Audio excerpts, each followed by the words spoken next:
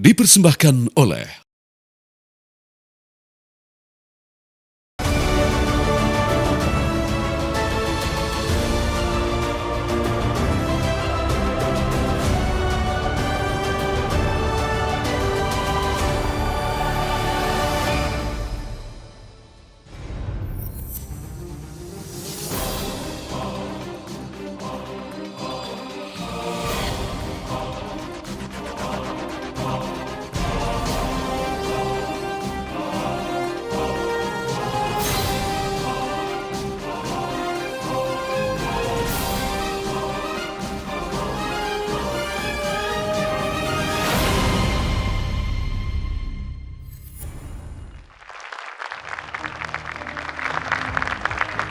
Inilah program spesial TV One Menuju Pemilu.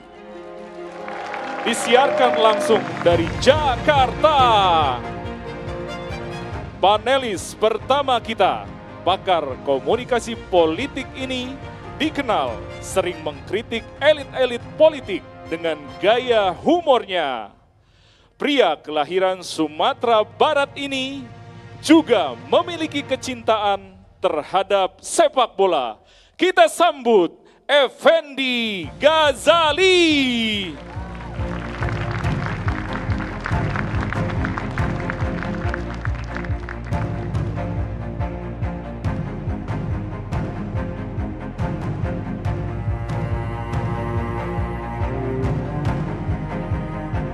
Panelis kedua kita, sepak terjangnya di dunia entertainment tak diragukan lagi. Bahkan ia telah banyak menyabet bagai macam penghargaan. Selain warawiri di dunia keartisan, ayah dari Rafathar dan Rayanza ini sukses membangun bisnis digital dan rumah produksi bersama sang istri Nagita Slavina. Kita sambut Raffi Ahmad.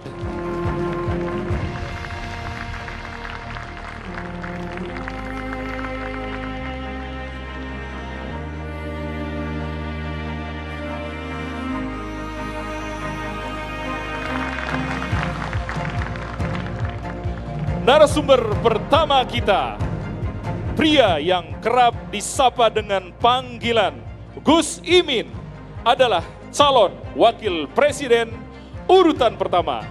Ia akan berpasangan dengan Capres Anies Baswedan. Selain menjadi ketua umum PKB, kini ia menjabat sebagai pimpinan DPR periode 2019 hingga 2024. Gus Imin juga pernah menjabat sebagai Menteri Tenaga Kerja dan Transmigrasi. Kita sambut Muhaimin Iskandar.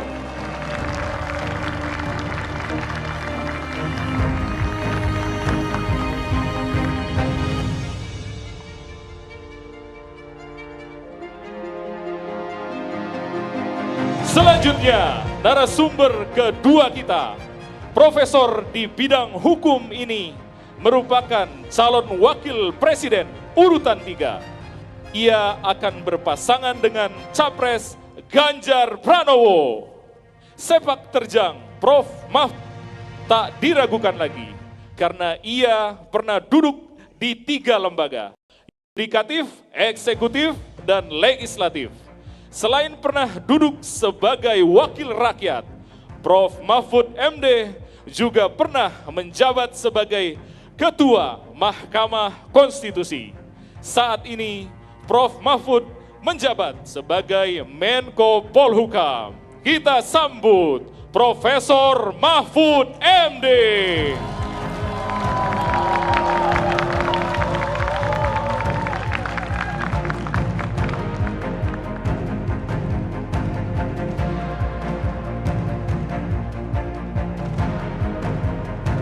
Sekarang kita panggil pembawa acara kita malam ini, Dwi Anggia dan Arif Fadil.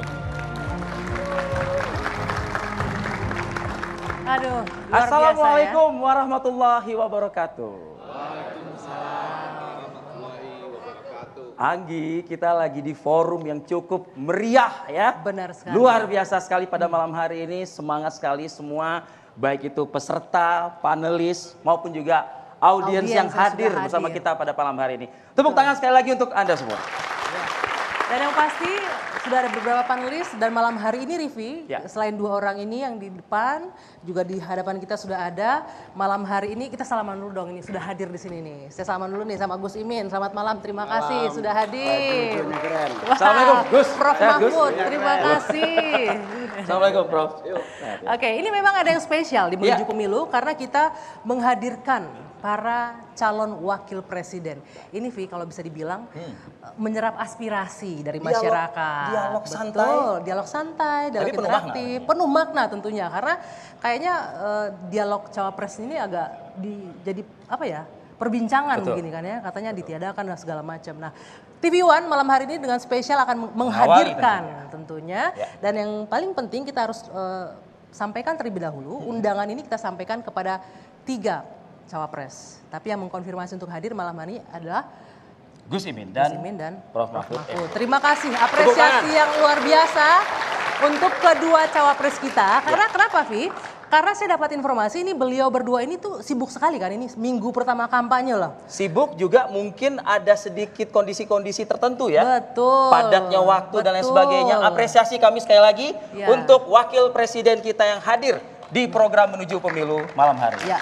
Nah, Menuju Pemilu malam hari ini berbeda kenapa? Dengan tajuk ini dialog interaktif cawapres mencuri hati kaula muda. Kenapa sih harus dicuri hati kaula muda? Ya, nanti biar Raffi Ahmad mungkin yang jawabnya. Kenapa harus gitu ya? Oke, yang pasti ini memang suara anak muda ini 50% lebih. 50% lebih, 52 atau 53% gitu. Di Pilpres 2024. Nah, kita akan cari tahu apa sih kiat jitu dari calon wakil presiden kita untuk bisa menyabet suaranya anak muda. Betul sekali. Dan kita tanpa membuang-buang durasi ya. Nah, ini kita akan hadirkan atau berikan kesempatan pemirsa dan juga audiens yang ada pada malam hari ini kepada wakil presiden yang hadir di tengah-tengah kita.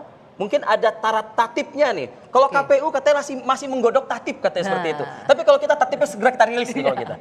Tatipnya sederhana sekali. Di segmen pertama ini Bapak-Bapak kami akan memberikan kesempatan untuk masing-masing cawapres menyampaikan dalam waktu 2 menit. Ini karena tajuknya anak muda. Apa sih yang ada di pikiran Bapak-Bapak cawapres ini ketika mendengar kata anak muda? Anak muda. Masing-masing sesuai nomor urut akan kami persilahkan. Nanti waktunya akan dimulai begitu masing-masing mulai berbicara. Oke? Oke. Untuk kesempatan pertama ada kita kasih 2 menit waktu yang akan kami berikan. 2 menit. Hanya 2 menit bicara soal anak muda. Jangan lupa Gus Imin mic-nya dan juga mungkin bisa Prof Mahfud boleh dipakai ya. Oke Vi, kita langsung kasih ya floor kepada mereka. Betul. 2 menit pertama dimulai dari Gus Imin. Silakan. Pakai timer ya? Ada timer. Selamat malam, salam sejahtera untuk kita semua. Om Swastiastu, Namo Buddhaya. Assalamualaikum. Waalaikumsalam. Senang sekali bicara tentang potensi besar bangsa. Dalam hal ini adalah anak muda. Anak muda ini kekuatan yang terbesar hari ini menjadi energi kemajuan dan energi kesejahteraan bangsa.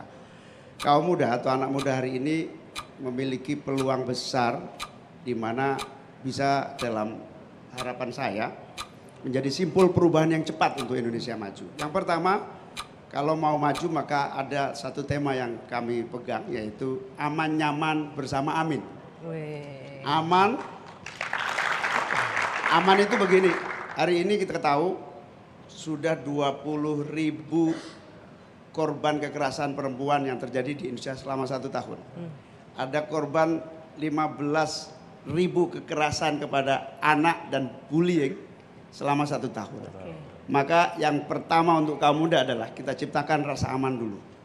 Yang pertama harus ada tindakan keras dari aparat untuk menghentikan semua kekerasan terhadap perempuan dan anak. Yang kedua, kita harus bikin langkah-langkah preventif supaya aman. Apa? Kita harus ciptakan di setiap lembaga pendidikan termasuk pesantren harus ada unit anti kekerasan dan pencegahan kekerasan terhadap anak dan perempuan. Yang kedua, nyaman belajar. Nyaman belajar ini apa? Sekarang ini biaya kuliah mahal, kos-kosan mahal. Nah, kita harus ciptakan satu sistem pendidikan dengan menekan biaya-biaya lembaga-lembaga pendidikan. Apa itu misalnya pembebasan pajak. Yang kedua, perbesar dan perluas beasiswa, terutama beasiswa yang menuju profesi, baik di dalam negeri maupun di luar negeri. Yang ketiga, kita juga harus sambungkan ini lulusan perguruan tinggi yang mana hari ini banyak lulusan S1 dan SMA. Habis waktu. Oke, habis waktunya. Tepuk tangan dong. Yang masih menganggur. Iya. Mana ini yel-yelnya Gus Imin, mana ini Ayo, yel-yelnya ayo, supporternya. Oke. Mestinya harus ditambah 2 menit lagi dong. Oke.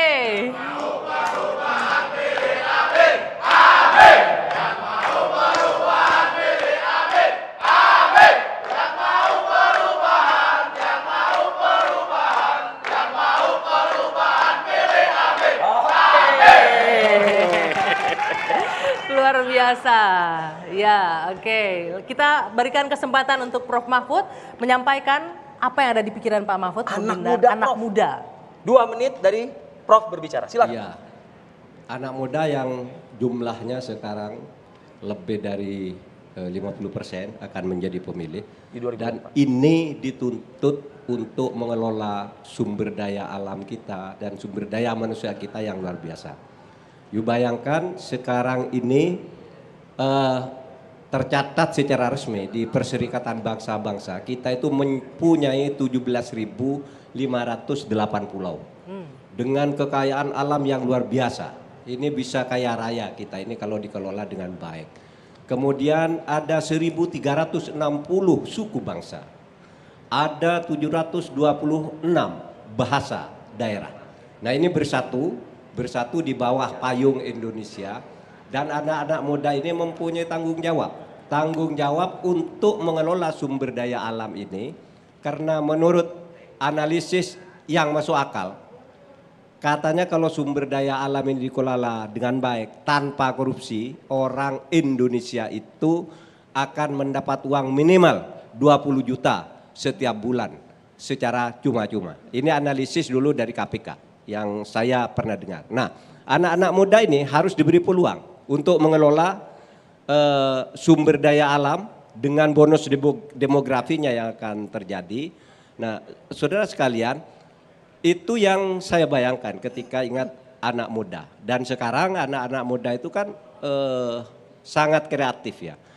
Saya teringat kalau anak muda itu bagi saya adalah anak yang penuh semangat, ingin kebebasan, ingin maju, ingin semua serba pasti, teratur.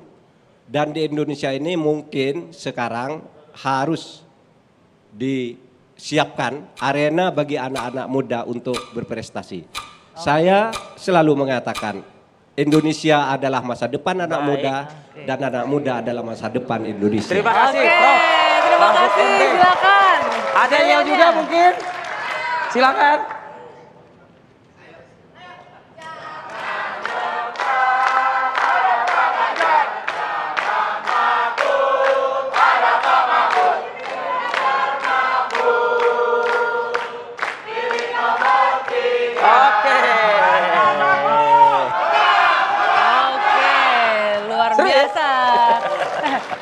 Kita juga lihat di sebelah sana, Rivi, di depan kita sudah hadir juga. Betul. Ini ada 2 menteri loh yang Para hadir di sini. tokoh-tokoh juga. Tokoh-tokoh yang ada di sini ya. Para menteri kabinet. Selamat malam buat Ibu Ida Fauziah dan juga Pak Abdul Halim Iskandar. Terima kasih. Selamat malam. Juga sudah Ada hadir. ini Bang Hanif Mas Hanif Dakiri Dakiri juga. Di sebelah sini juga sudah hadir rekan-rekan, ada Bung Rinto juga dari relawan Ganjar ini, teman Ganjar. Terima kasih, Oke, teman-teman. terima kasih sudah hadir. Baik, kita sudah mendengarkan apa yang ada di dalam pikiran bapak-bapak ini terkait anak muda. Tapi kami juga sudah menyiapkan nih Pak Mahfud, Gus Imin, tanggapan anak-anak muda di luaran sana terhadap para cawapres. Mau kita putarkan dulu sebentar, boleh ya? Kita dengarkan tanggapan mereka, silakan.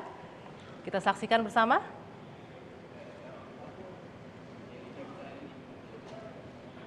Kalau Caimin dia lucu dan gemas. Caimin gesit, lucu. Caimin pinter, berwibawa. Kalau Caimin orangnya kecil, lucu. Banyak melawaknya. Caimin orangnya baik dan suka lucu-lucuan. Orangnya agamais. Oke. Oke. Sebelum di Lanjut. Dia senior dan ya udah tua lah pokoknya. Sepuh, tegas. Senior penuh integritas.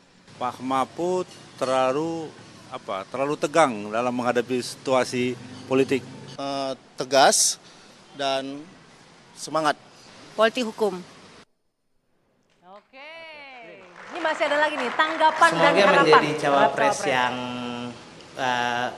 berfungsi. Harapannya untuk ketiga cawapres ini ya bisa memaksimalkan sesuai janji-janjinya, yang terutama bisa bersatu setelah pilkada presiden tetap damai sejahtera, gitu aja. Semoga pemilu berjalan lancar dan tidak ada masalah. Semoga Indonesia semakin maju dan menjadi Negara yang bisa dibanggakan di seluruh dunia. Oke.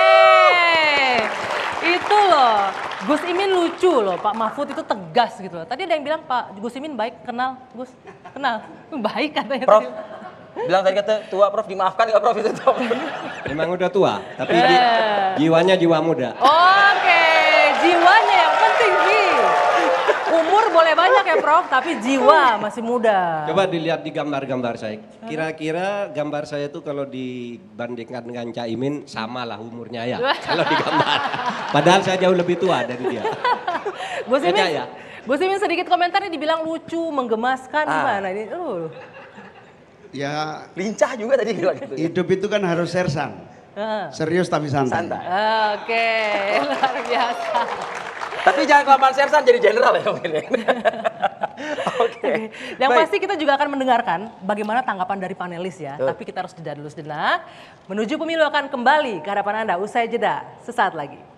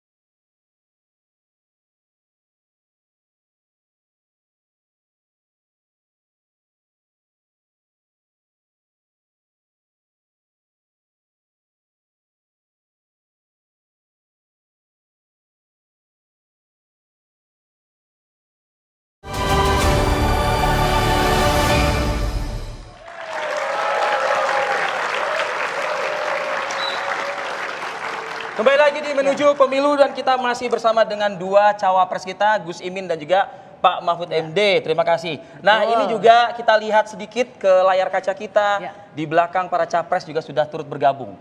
Ada anak-anak muda yang mungkin saat ini akan direnggut hatinya. Wow. Saya udah pikiran ini direnggut apa ini Rifini? Direnggut hatinya. Dari Udayana ada Padma Negara. Halo Padma. Halo, itu dia selamat ada malam. dari Unhas. Ya, ada Ahmad Fauzan dari Unhas. Selamat malam. Oke, kemudian Oke, yang terakhir juga ada Unair Surabaya, ada Anang Jazuli. Selamat malam. Oke. Selamat malam. Oke. Jangan lupa di studio juga ada teman-teman. Nah, itu Dari di mahasiswa, depan. selamat malam, teman-teman. Selamat malam. Oke. Oke.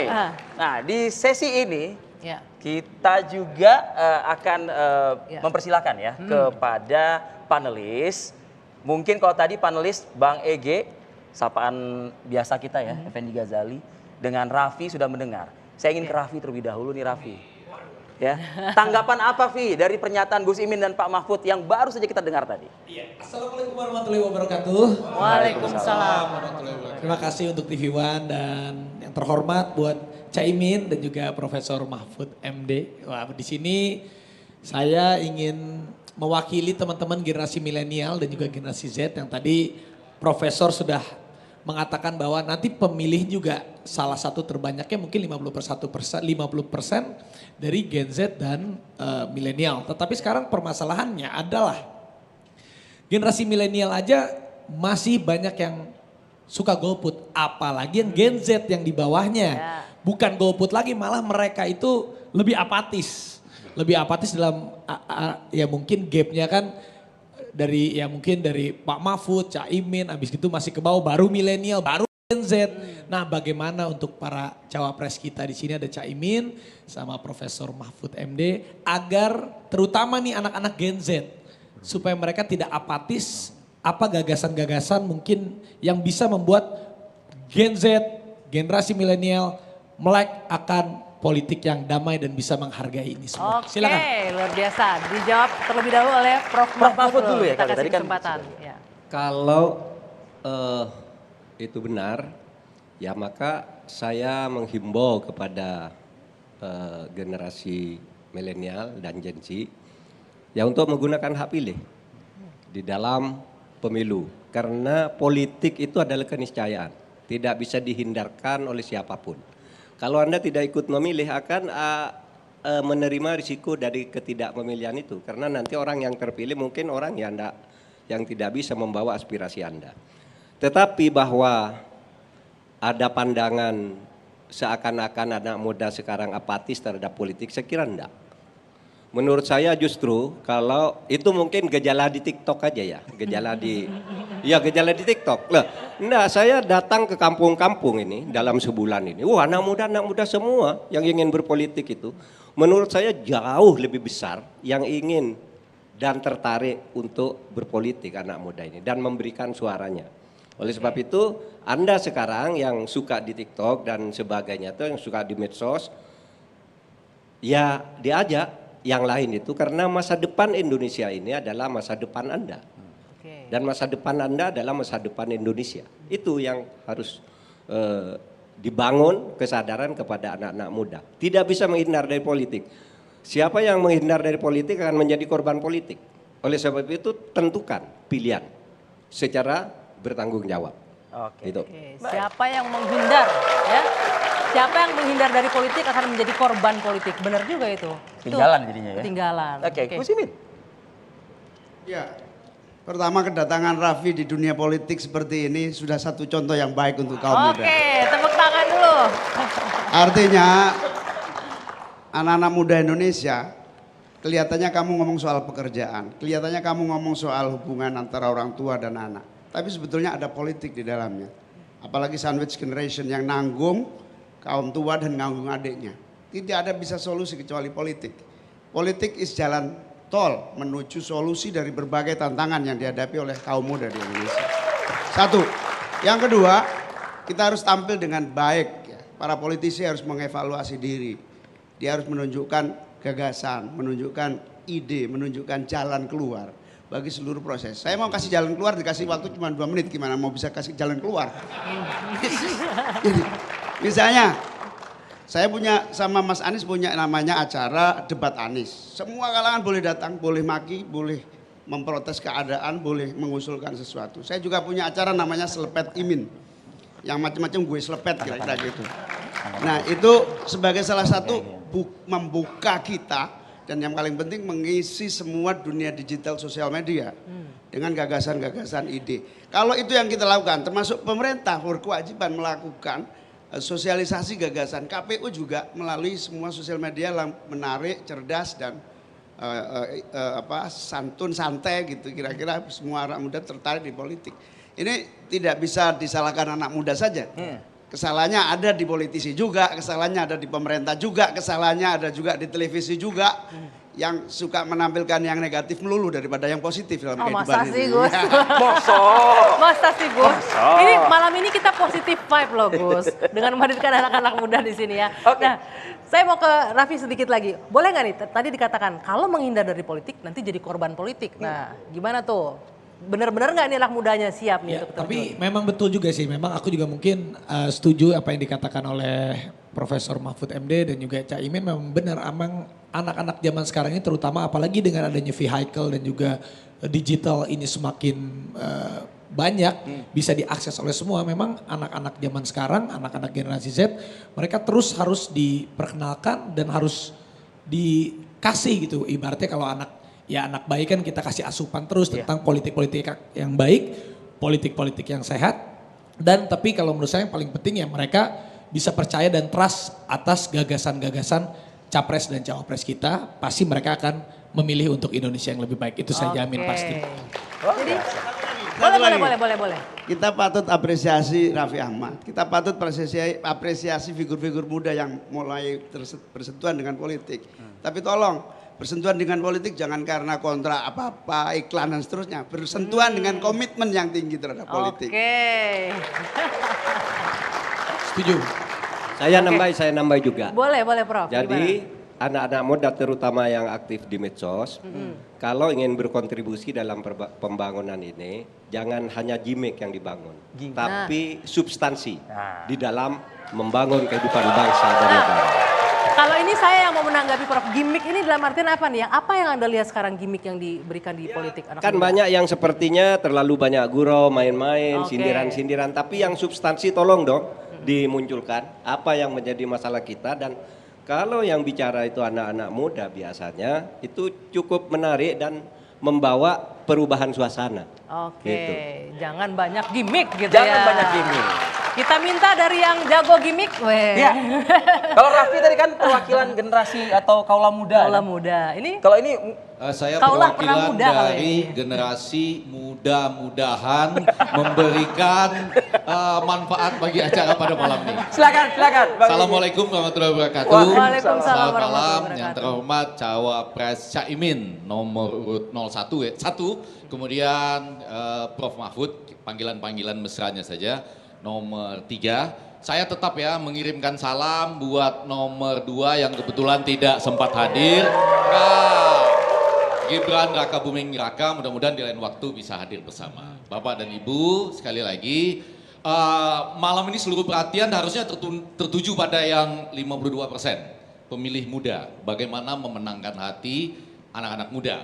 Walaupun saya ini 48% loh, ya kan? Besar juga loh itu ya. Enggak. tapi sudah menentukan yang 48%. Iya, Karena anak baik, muda ini saya baru memutuskan nih mau kayaknya. langsung menyambung komunikasi politiknya, mudah-mudahan bisa menggambarkan 2 hal. Nanti boleh tanya jawab aja ya. Boleh, Karena debat itu nggak usah ditakuti. Debat itu menggembirakan kok. Politik itu menggembirakan, Dan oke? kita malam ini dialog.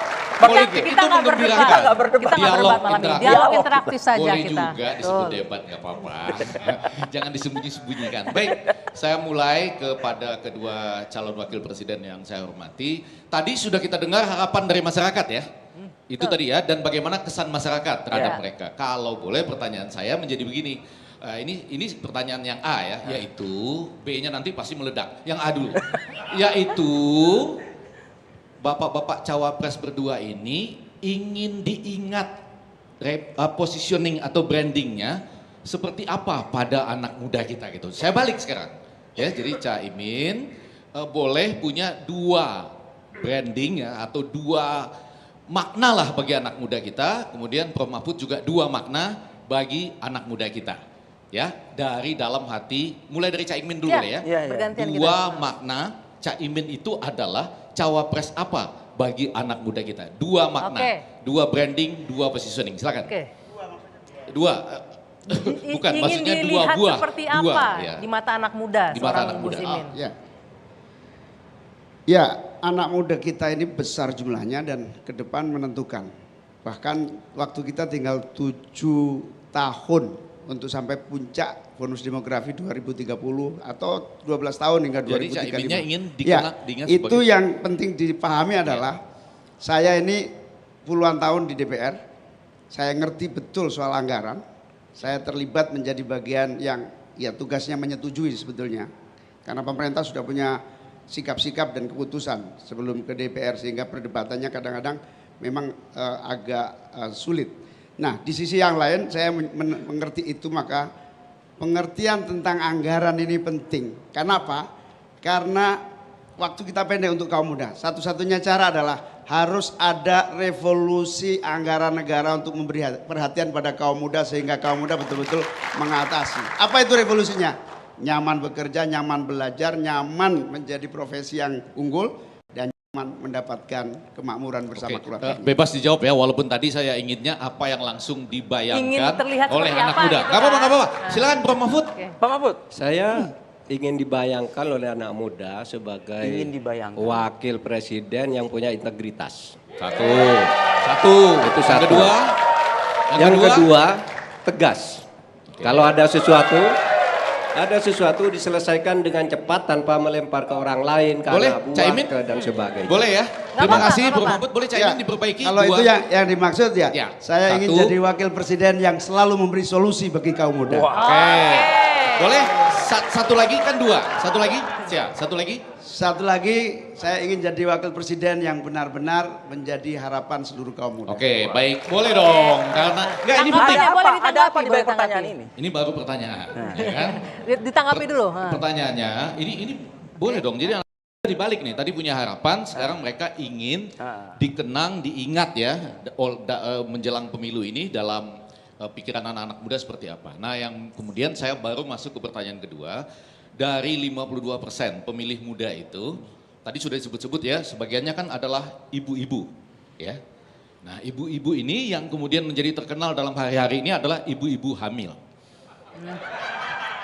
Ya, jadi perhatian terhadap asupan yang dibutuhkan oleh ibu-ibu hamil. Saya mencatat setidaknya dari sumber Kementerian Kesehatan itu ada 5 yang diperlukan. Kalau boleh mulai dari Caimin 3, Prof Mahfud kemudian 2 atau 3 lagi boleh lah gitu ya. Jadi supaya sama-sama nih perhatian dari cawapres terhadap ibu-ibu hamil itu seperti apa asupannya gitu.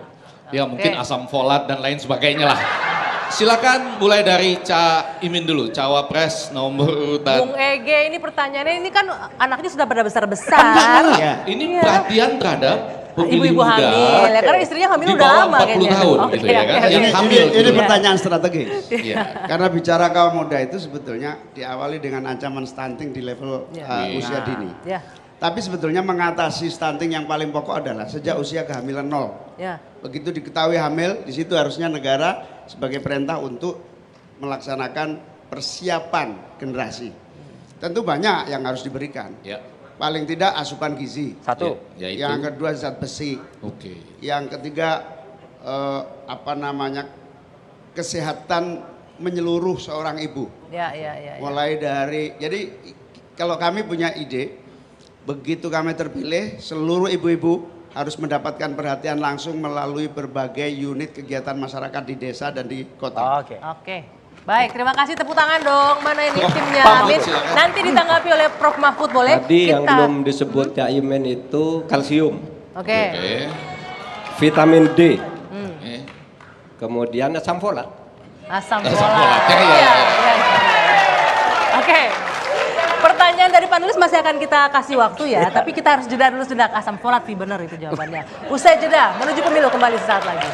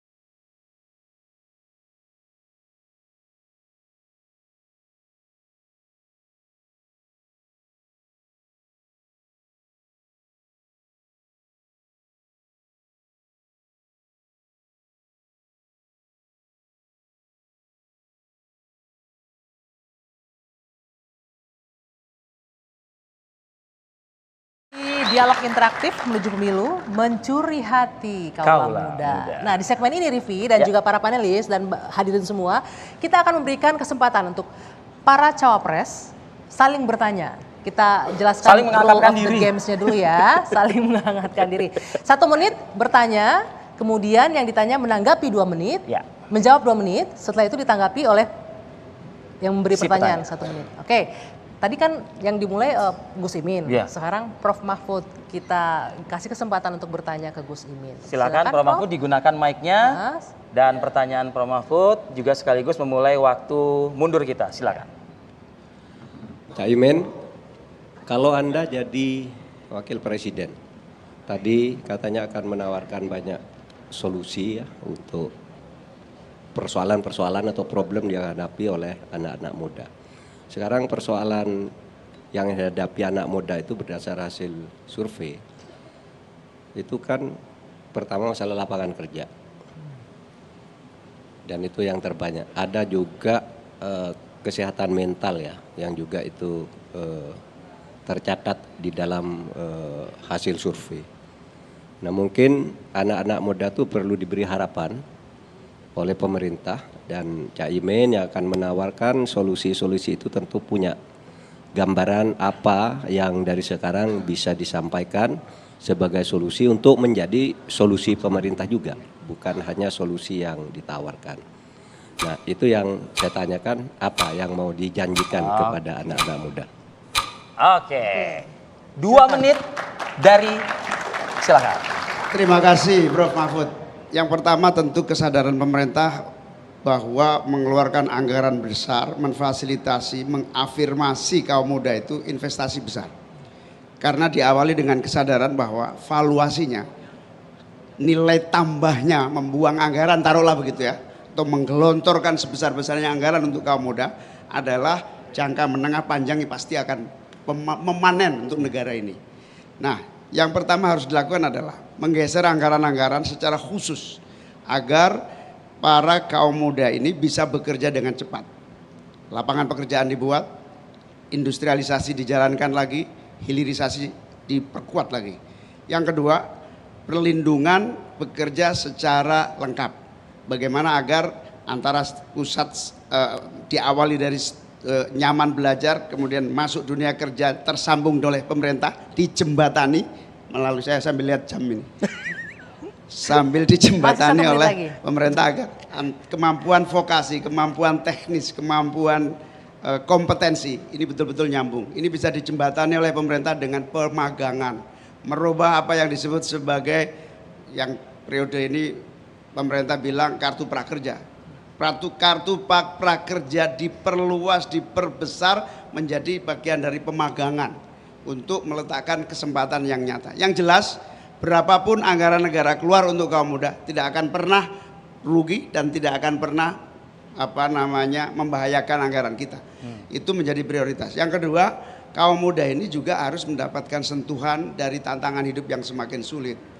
Mental health misalnya, itu sudah salah satu keadaan fakta dari beratnya tantangan hidup kaum muda ini. Maka di berbagai negara maju kita bisa contoh, ada servis publik yang disediakan pemerintah, psikolog, psikiater, aplikasi yang efektif untuk kaum muda. Baik. Pak Mahfud, silakan 1 menit durasi Anda untuk menanggapi jawaban Gus ya. Bagus menurut saya, itu realistis dan itu yang dibutuhkan.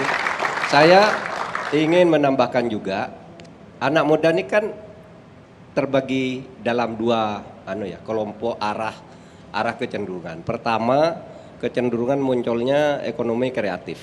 Nah, saya kira ekonomi kreatif ini harus kita ciptakan lapangan-lapangannya untuk mereka. Tetapi jangan lupa juga sumber daya alam kita yang luas tadi.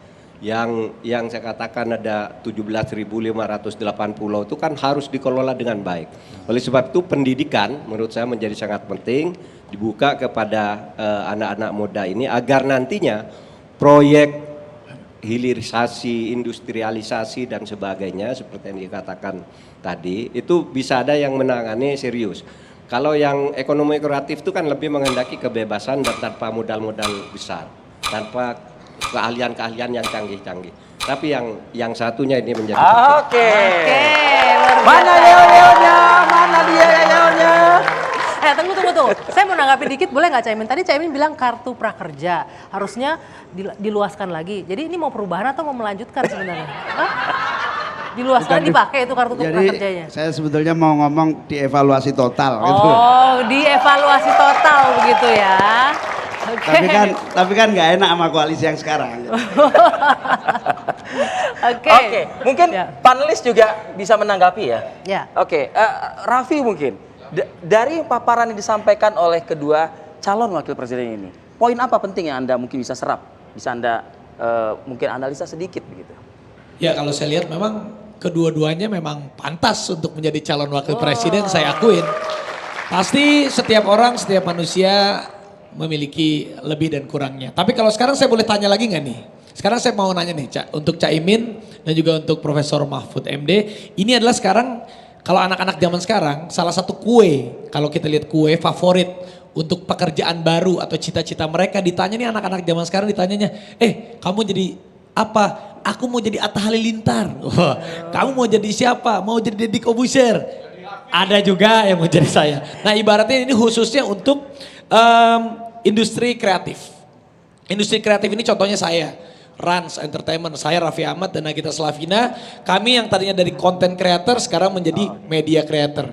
Dan mudah-mudahan mau go public 2025, doain aja. Tapi berawal dari sini. Jadi industri kreatif ini bukan sesuatu hal yang kecil. Ini industri kreatif ini adalah sesuatu hal yang intangible. Nah pertanyaan saya pastinya dari dunia kreatif ini mereka anak-anak muda ini ingin membuat fundamentalnya semakin kuat. Pasti akan membangun ekosistemnya untuk lebih berkembang.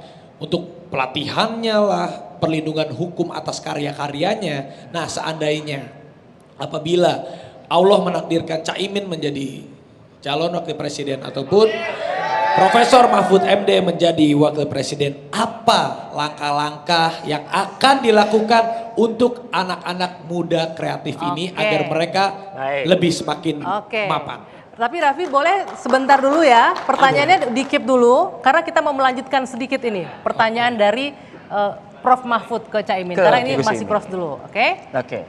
Boleh, kita keep dulu pertanyaannya Raffi. Sekarang kita kasih giliran Prof Mahfud.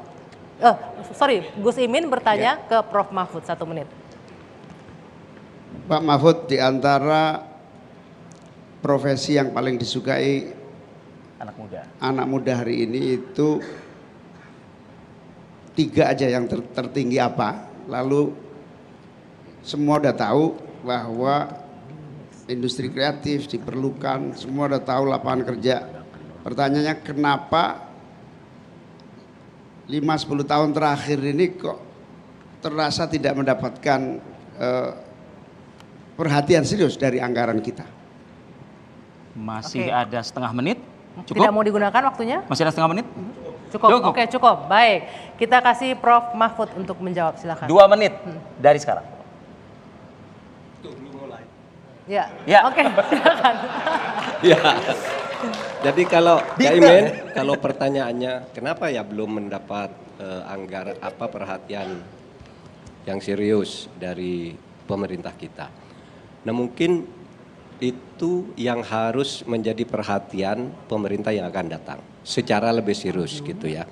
Jadi kalau selama ini belum mendapat perhatian, barangkali kesadaran akan itu semua ya belum merata di kalangan pemerintahan, di kalangan DPR, mungkin eksekutifnya juga. Karena kan itu perlu instrumen-instrumen ya, instrumen hukum misalnya, atau sekarang ini kalau kita melihat jaringan internet misalnya yang lebih banyak dimanfaatkan oleh anak-anak muda itu. Misalnya sekarang jaringan internet kita tuh kecepatannya baru 24,20. Ya, 24,20 itu satu hal yang sangat lambat. Sementara intervensinya sudah bagus. Artinya meluasnya jaringan internet itu sudah 86%.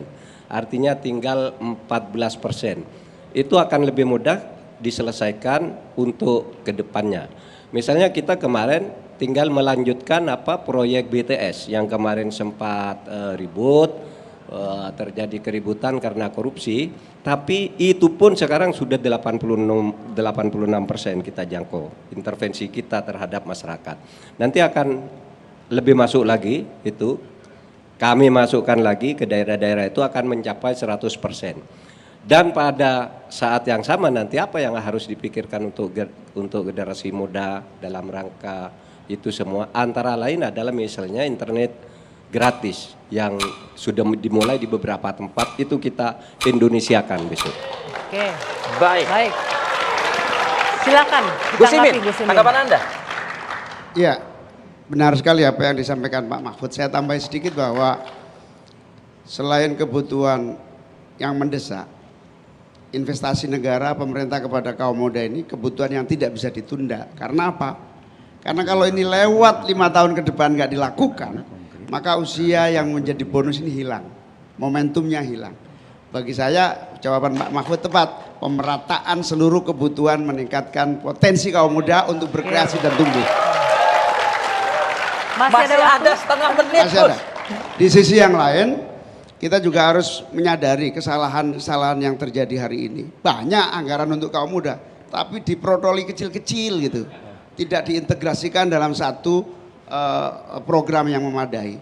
Kementerian Pemuda dan Olahraga mestinya kalau mau nyebut Kementerian Pemuda, mestinya anggarannya harus besar dong.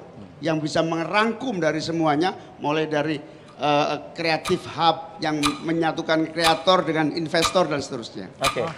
Baik. Terima kasih Gus Imin atas tanggapannya. Saya tadi mungkin ingin melanjutkan tadi yang disampaikan oleh Raffi Ahmad. Ini mungkin ke Gus Imin terlebih dahulu ya, baru nanti ke Pak Mahfud. Apa langkah konkret Anda jika jadi cawapres, wapres begitu ya? Nah, untuk pelaku ekonomi kreatif. Ya, untuk orang-orang seperti Raffi di sini untuk media konkret kreatif. nyatanya seperti apa? Langsung saja. Waktu, silakan. Pakai waktu, silakan. Ini bebas. Saya itu nggak suka dibatasi. Makanya kita nggak kasih waktu, Gus. Kalau ada pembatasan akan menghambat kecerdasan. Nah, Raffi bilang benar sekali bahwa campur tangan pemerintah mutlak. Karena semua sektor swasta mengalami penurunan karena krisis global, karena macam-macam. Pemerintah harus turun tangan. Yang pertama, kita harus bikin kreatif hub. Di situ para kreator, investor, teknologi digabung. Dan di setiap kabupaten kita buat. Supaya apa? Para kreator, para industri kreatif, para investor juga dalam satu kesatuan servis yang tersistem. Ekosistemnya tadi. Yang disebut Raffi ekosistem. Jadi langkah pertama adalah pemerintah harus membangun ekosistem. Mulai dari inovator, kreator, produksi, investasi. Ini satu kesatuan nafas. Lalu membuka pasar kondusif. Termasuk kita kalah jauh dengan Korea karena nggak ada agresivitas pemasaran ke global. Proses kreatif. Jangan-jangan Raffi ini jago kandang juga gitu loh. Belum bisa menerobos kehebatan. Tapi Raffi nggak salah. Di challenge nih Raffi, di challenge. Raffi nggak salah. Yang salah adalah negara tidak membantu secara agresif pemasaran di tingkat global. Baik. Korea, jujur aja, Korea banyak produk-produksinya yang Gangnam. Apa itu? Nggak ada jelas tuh. Tapi digandrungi oleh orang secara global. Tapi globalkan dengan teknologi yang canggih, investasi yang besar, wah Indonesia ikut-ikut terpana juga.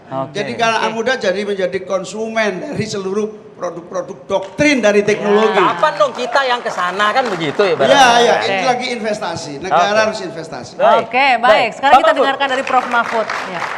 Konkret kok. Saya menjanjikan sesuatu yang sudah sering dikatakan, gaspol.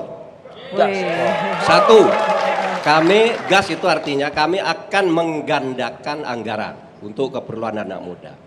Tapi tidak cukup anggaran digandakan. Yang kedua, sikat korupsi. Gandakan anggaran dan polnya itu poles birokrasi agar tidak korupsi. dalam menggunakan anggaran.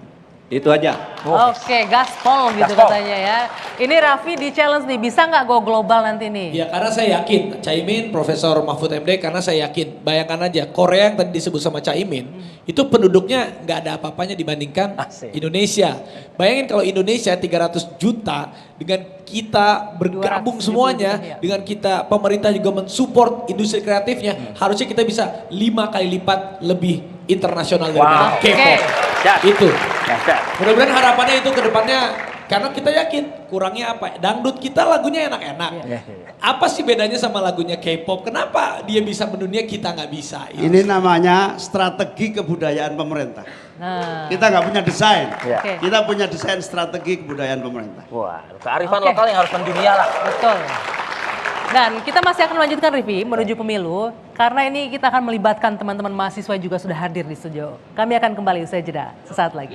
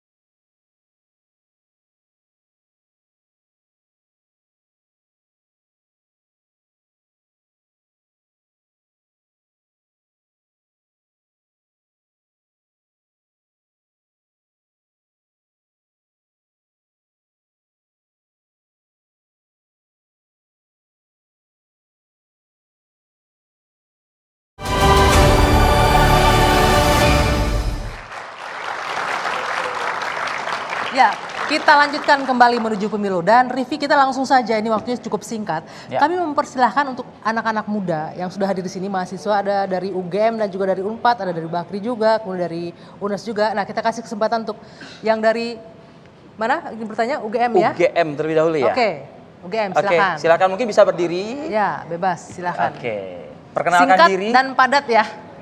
dan langsung pada poin pertanyaan. Ya. Oke, selamat malam teman-teman sekalian dan para audien. Sangat terhormat rasanya bisa berjumpa dengan Cak Imin dan Prof Mahfud. Yang saya rasa wujud keberanian, wujud jati diri seorang kesatria yang berkenan untuk bertemu dengan kita anak muda. Tepuk tangan buat mereka berdua. Sebentar, namanya siapa tadi? Perkenalkan, nama saya Gilbran Muhammad Nur, Ketua BMKM UGM tahun 2020. Oke, Gilbran, Gilbran. Bukan Gibran. Gilbran Muhammad Nur. Oke. Gilbran, bukan Gibran. Dipertegas. Saya sangat salut dengan beliau-beliau berdua karena saya rasa beliau berdua sangat jauh dari kata pengecut intelektual. Satu pertanyaan buat Prof Mahfud dan Cak Imin. Kita melihat bahwa 10 tahun ke belakang pemerintahan menargetkan pertumbuhan ekonomi sampai 7%. Dan setelah saya lihat visi misi dari Cak Imin dan Prof Mahfud, masing-masing menargetkan 5,5 sampai 6,5% serta 7%. Sedangkan realisasinya Indonesia sejak tahun 2012 itu punya bonus demografi yang sangat tinggi. Tapi pada praktiknya pertumbuhan ekonomi kita stagnan di angka 5%. Nah, kira-kira apa solusi dari Cak Imin dan Prof Mahfud untuk meningkatkan pertumbuhan ekonomi kita? Terlebih tahun 2030 bonus demografi semakin meningkat. Oke, baik. Seperti itu. Ya, silakan langsung ditanggapi dari nomor urut 1 terlebih dahulu. Gus Imin Saya terlebih silakan, dahulu. Gus Imin. Silakan, Gus. Bagaimana meningkatkan pertumbuhan Jadi yang ekonomi? pertama, investasi harus tumbuh dan terus-menerus dilayani dengan baik. Perizinan dan pelayanan untuk membuka investasi dari dulu sampai kita buat undang-undang Omnibus Law, itu pun belum ada follow up untuk bagaimana investasi cepat dan efektif dan memberi rasa nyaman kepada investor dalam negeri maupun luar negeri. Pelayanan yang diberikan kepada investasi jauh dibanding misalnya Tiongkok misalnya. Mereka betul-betul pelayanan yang memadai sehingga investasi yang besar akan melahirkan industri, industri yang tumbuh akan melahirkan pertumbuhan ekonomi. Satu sisi. Sisi yang lain, pergerakan ekonomi di bawah, ini ada dua problem bisa kita atasi sekaligus. Problem apa? Yang pertama problem pangan, kemandirian pangan kita, ketahanan pangan kita rendah, nggak ada pangan, ketergantungan pada impor. Di sisi yang lain pengangguran banyak. Kita harus bikin apa yang disebut sebagai proyek nasional kemandirian pangan. Di situ apa? Di situ petani dan seluruh stakeholdersnya kita bikin untung. Tidak usah mikir apa off taker dari tengkulak. Negara harus turun tangan menggantikan tengkulak menjadi off taker dari seluruh peran Bulog lah. Di sisi yang lain kalau petani untung maka kaum muda akan tertarik menjadi petani. Itu penyerapan tenaga kerja. Tapi dua sisi ini yang grassroots proyek negara, semua proyek-proyek yang dibiayai negara dan proyek-proyek yang tumbuh dari bisnis itu jadi satu kesatuan. Sehingga tumbuhlah ekonomi nasional kita dan pertumbuhan ekonomi akan tercapai. Baik. Tepuk tangan dong untuk Gus Imin. Silakan Prof Mahfud. Ya, uang kita itu sebenarnya banyak untuk sekedar membangun pertumbuhan ekonomi 7%. Sekurang-kurangnya begini, kalau data angka korupsi yang saya tangani selama ini itu bisa diambil atau dihindari atau dirampas, lalu kembalikan ke rakyat, itu akan tumbuh dengan sendirinya. Oleh sebab itu UMKM itu harus terus dibina, diberi modal, dan dari mana modal itu kurangi, potong jalur-jalur korupsi itu, berikan ke bawah. Nah itu antara lain yang bisa dilakukan, karena itu yang kadangkala menghambat pertumbuhan juga. Itu aja. Oke, terima kasih Prof Mahfud. Silakan untuk penanya berikutnya. Baik, cek. Oke, selamat malam Bapak sekalian. Perkenalkan nama saya Muhammad Haikal Febriansyah, Ketua BEM Universitas Pajajaran.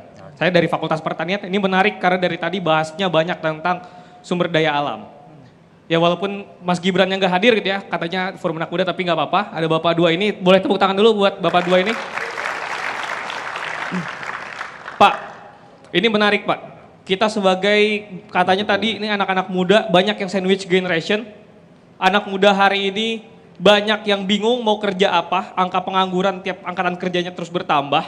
Tapi yang menarik adalah Pak, banyak orang-orang nih anak muda yang SMA-nya di desa, pergi merantau kuliah ke kota, tapi dia nggak bisa balik ke desa. Karena ketika dia mau memajukan desanya, harga pupuk mahal, beli pelet ikan mahal, ataupun bahkan hutan-hutan di sekitar rumahnya itu udah ditebang. Tapi akhirnya mereka pergi merantau kembali ke kota, tetapi di kota lapangan pekerjaan tidak pernah meningkat sebanding dengan angka pengangguran yang terus bertambah. Maka komitmen Bapak berdua yang hadir pada hari ini dan langkah apa yang ingin Bapak tawarkan agar anak muda punya kepastian masa depan, punya kepastian pekerjaan untuk Indonesia Emas yang katanya di 2045. Terima kasih. Oke, baik. Silakan. Kita persilakan ke Pak Mahfud terlebih dahulu untuk menanggapi, menjawab pertanyaan. Ya, Eka Febriansyah dari Universitas Pajajaran. Itu sama dengan saya loh. Saya tuh dulu dari desa, terus nggak mau pulang, tetap di kota. Karena di desa lapangan kerja yang cocok dengan ijazah saya tuh belum ada. Oleh sebab itu kita punya program untuk pendidikan di pedesaan itu dimajukan, diratakan, lebih diratakan. Bahkan kalau sejauh menyangkut pendidikan, kita malah akan membangun di situ tempat-tempat pelatihan, kemudian istilah membangun dari pinggiran yang selama ini dipakai itu akan kita lanjutkan. Bahkan pelayanan kesehatan kita juga sudah memprogramkan agar orang desa juga tidak selalu terancam oleh penyakit yang kemudian dia tidak mampu berobat. Kita akan membangun satu desa, satu puskesmas, dan satu tenaga kesehatan, satu nakes. Itu. Oke, baik. Terima kasih. Sekarang kesempatan untuk Gus Imin memberikan jawabannya. Ya, desa ini kekuatannya dahsyat karena jumlah penduduknya besar, potensinya besar. Salah satu yang paling pokok adalah pertanian.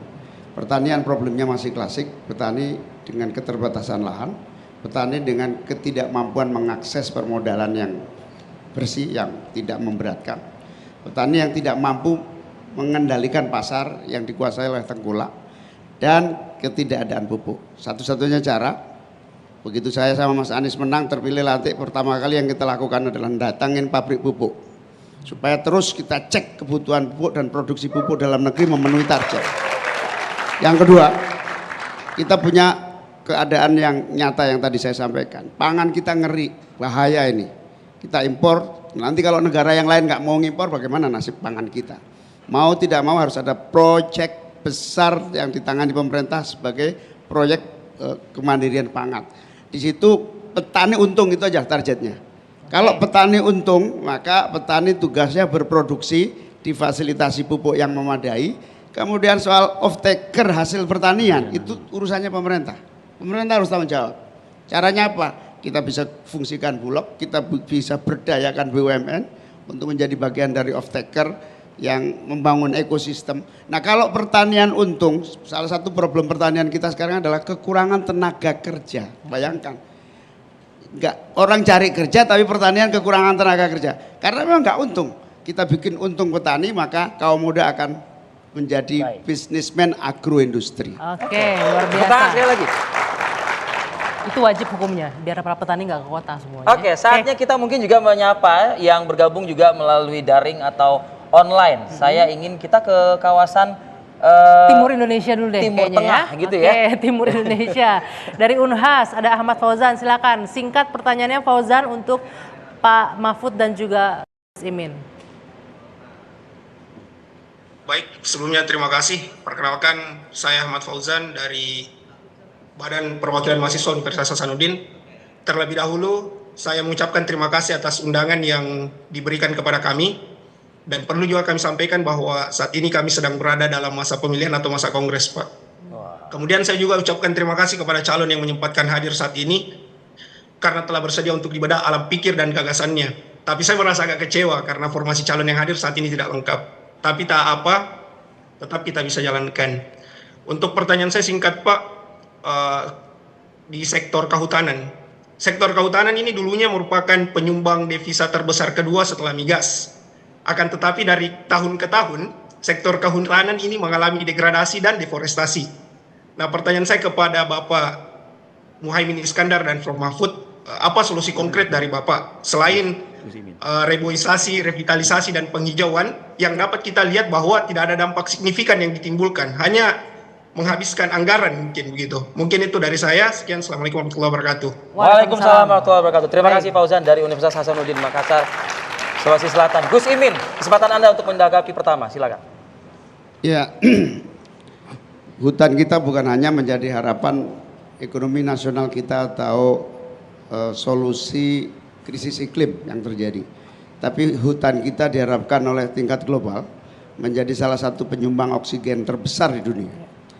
Bahkan pertemuan COP, pertemuan organisasi di bawah PBB menyangkut lingkungan hidup ini, memberi harapan dan siap memberi uang kepada Indonesia untuk menanamkan berbagai kerjasama yang diharapkan kontribusi oksigennya ini mengurangi panas global. Nah, sayangnya ini tidak dimanfaatkan dengan baik.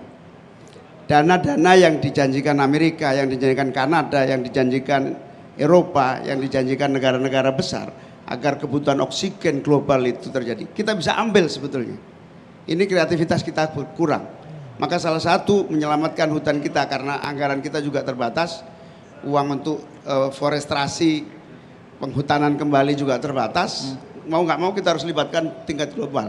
Karena mereka juga menunggu, mereka cemas sekali dengan pemanasan global ini.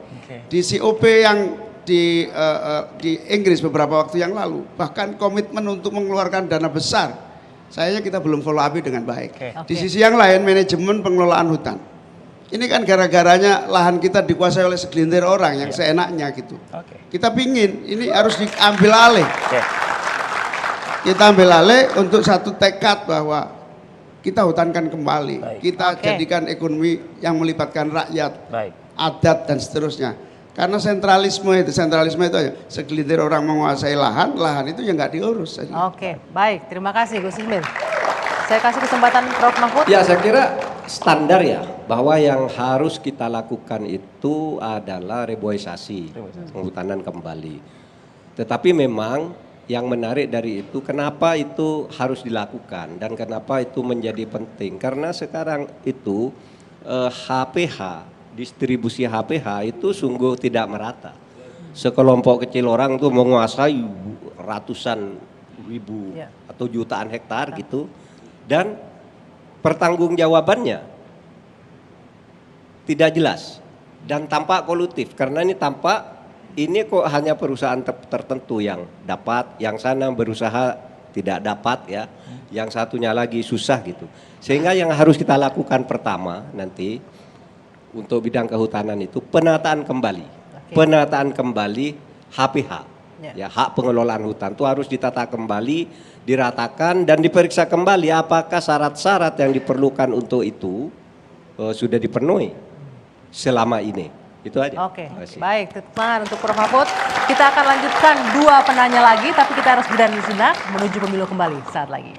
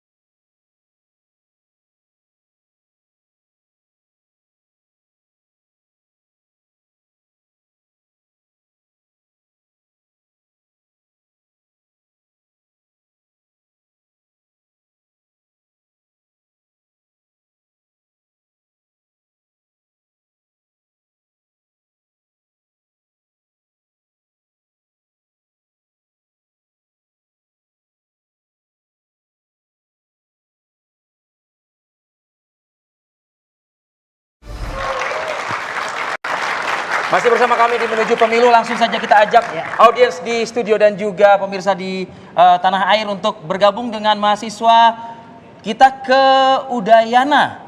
Ya, ada Padma Negara. Silakan, waktu dan kesempatan Anda secara singkat kepada para calon wakil presiden. Baik, terima kasih.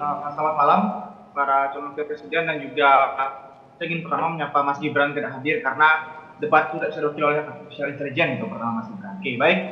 Kemarin itu Kemendikbud merilis hasil survei dari BISAR itu Indonesia sangat turun drastis dari tahun 2018 dan juga ini konteks wakil presiden ya gitu.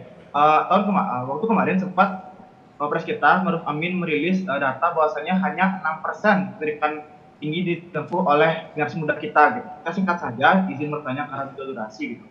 Menurut pandangan saya hari ini Menteri Pendidikan itu gagal memutuskan pendidikan ini. Ingin bertanya kepada kedua cawapres, bagaimana kriteria calon Menteri Pendidikan akan dipilih ke depannya dan juga seperti arahnya, apakah memperbaiki ataupun malah rusak?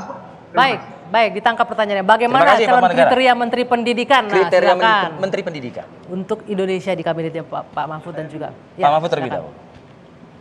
Ya, Menteri Pendidikan menurut saya lebih cenderung agar Menteri Pendidikan ini juga dijabat oleh seorang akademisi yang luar biasa, yang akademisi tulen. Karena selama ini juga bagus kalau dari akademisi lebih tertata, lebih terarah, dan saya kira jiwa yang muncul di setiap lembaga pendidikan itu akan lebih bagus. Saya bukan menganggap bahwa misalnya Menteri Pendidikan yang terlalu berorientasi pada profesionalitas di dalam usaha, bisnis dan juga bukan itu bukan jelek, itu penting juga. Tapi yang begitu kan bisa ada dirjennya, bisa ini. Tapi saya ingin Menteri Pendidikan itu yang memenuhi syarat-syarat akademik yang mumpuni, karena dia mengatur atau menangani lembaga pendidikan mulai dari yang paling bawah sampai paling atas, sedangkan ke sampingnya berbagai jenis keahlian juga ada. Sehingga dia tinggal memanage aja sebenarnya. Gitu aja. Baik, terima kasih Prof. Mahfud. Ke Gus Imin. Silakan Gus Imin. Ya, kalau saya sih bikin Menteri Pendidikan itu ya minimal seperti Mas Anies Baswedan lah gitu. Punya pengalaman, bergerak di dunia akademik, tapi punya inovasi. Anies Baswedan jadi menteri kan karena dia punya inovasi. Indonesia mengajar, inovasi turun tangan. Jadi akademisi, pengalaman, dan punya inovasi-inovasi yang tepat karena tantangan kita begitu berat untuk bersaing dengan negara-negara lain. Oke, baik. Terakhir ini penanya terakhir dari Universitas Erlangga. Saya persilakan Anang Jazuli. Anang Jazuli. Pertanyaannya singkat dan padat ya. Baik, terima kasih. Salam kenal, saya Anang dari BEM Unair. Salam hormat untuk Prof. Mahfud dan juga Gus Imin. Pertanyaan saya sederhana, mungkin jaminan kebebasan berpendapat dan berekspresi seperti apa yang akan diberikan oleh Pak Mahfud dan juga Gus Imin kepada kita, anak muda, kita mahasiswa, sehingga tidak mudah terjadi represivitas di antara kita, tidak mudah terjadi penyerangan cyber. Apakah Cak Imin dan Pak Mahfud akan terjun langsung mendengar mereka, atau aktif bersosial media, atau justru harus melalui forum-forum resmi seperti audiens dan sebagainya. Jaminannya seperti apa untuk kita anak muda untuk bersuara dan mengekspresikan? Terima kasih. Jaminan. Baik, silakan langsung ditanggapi. Gus Imin terlebih dahulu. Ya, paling prinsip dari demokrasi itu kan dibutuhkan untuk apa sih? Untuk memberikan kebebasan penuh. Kebebasan itu untuk apa sih? Untuk syarat munculnya inovasi, kreativitas, kecerdasan. Nggak akan muncul lahir generasi yang cerdas tanpa ada kebebasan. Nah, syarat kebebasan itu dijamin oleh undang-undang, dijamin dengan prinsip demokrasi, bersamaan di depan hukum dan perundang-undangan. Karena itu semua undang-undang yang menghambat kebebasan harus direview dan direvisi untuk diperbaiki. Yang kedua, prinsip yang kedua yang lebih penting dari sekedar undang-undang apa? Pemerintah, pejabat, penguasa harus memahami kritik itu vitamin untuk mencari jalan keluar. Tidak boleh alergi kritik. Kalau ada pejabat, pemerintah, penguasa alergi kritik, itu tanda-tanda tanda-tanda kiamatnya demokrasi. Oke, baik. Ini penting dicatat ini ya, tanggal ini. Besok-besok boleh kritik Gus Imin. Jangan khawatir, bebas ya. Silakan Prof tanggapi. Ya, salah satu substansi penting dari konstitusi itu adalah menjamin kebebasan. Ya. Kita membangun negara merdeka berdasar konstitusi itu untuk menjamin kebebasan. Tetapi memang ada kalanya kebebasan itu menjadi liar. Oleh sebab itu ada adagium, demokrasi dengan kebebasan yang berlebihan bisa menghancurkan suatu negara. Ya, dengan berbagai hoax yang kemudian masif. Tetapi kalau hukum terlalu represif terhadap kebebasan, maka juga akan menghambat hak-hak rakyat untuk menyatakan pendapatnya. Oleh sebab itu yang selalu saya katakan itu sebenarnya antara demokrasi dan nomokrasi, kedaulatan hukum dan kedaulatan rakyat itu harus ditata sedemikian rupa agar ini berjalan seimbang. Nah, ini yang sedang kita tata dan baru pekan lalu kita mengubah atau merevisi undang-undang tentang ITE karena itu dianggap menghambat kebebasan. Kita revisi, tentu pasti ada kritik. Sesudah itu ya kita revisi lagi. Itu kan bisa aja. Hukum itu kan berubah sesuai dengan perubahan masyarakatnya. Ya, baik. Itu. Terima kasih Prof Mahfud. Oke, ini saya kasih kesempatan panelis singkat-singkat untuk menanggapi ini dari Bung Ege dulu. Singkat itu yang pertama, terima kasih karena ini ada sesuatu yang kita sadari bahwa menjadi cawapres ternyata nggak mudah ya. Ini karena cara-cara menyampaikan jawaban tadi menurut saya luar biasa. Dan terima kasih juga Raffi dan seluruh BEM, Haikal, Gilbran, tadi Anang, Ahmad Fauzan dan semua yang hadir sudah mewakili apa yang perlu disampaikan oleh anak muda. Saya cuma mau mengatakan dengan algoritma, kemudian affiliate marketing, affiliate networking itu, mudah-mudahan anak muda ini mengingat pendidikan ya. Kita itu kan 58% tamatan SD, kemudian SMP-nya 14%, SMA-nya 21% misalnya. Mudah-mudahan kita tuh bisa tidak hanya menjadi pasar atau menjadi penyampai pesan-pesan dan produk-produk dari luar negeri gitu. Jadi apa yang disampaikan Raffi tadi menjadi sangat penting. Terima kasih Cak Imin, terima kasih Prof Mahfud. Ya. Terakhir Raffi, singkat tanggapannya.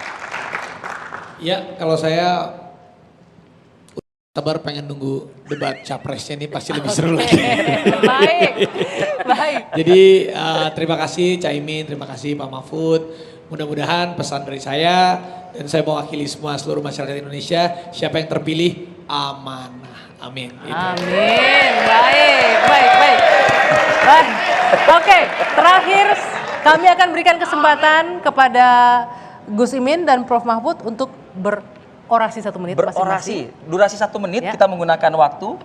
Kita mulai dari Pak Mahfud terlebih dahulu. Silakan, 1 menit waktunya. Saudara sekalian, di awal acara ini saya tadi mengatakan bahwa orang yang membutakan diri terhadap politik itu bisa menjadi korban politik. Mengapa? Pemerintah itu tetap harus ada. Anda memilih atau tidak memilih, itu pemerintah akan ada, lahir dari orang-orang yang memilih.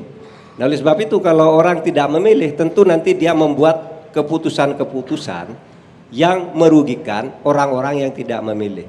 Oleh sebab itu gunakan hak pilih Anda di dalam pemilu agar Anda tidak menjadi korban keputusan penguasa baru yang nantinya akan mengikat orang yang memilih maupun orang yang tidak memilih. Orang memilih atau tidak memilih itu terikat terhadap keputusan-keputusan orang yang menang di dalam pemilu. Itu aja. Baik, terima kasih Pak Mahfud.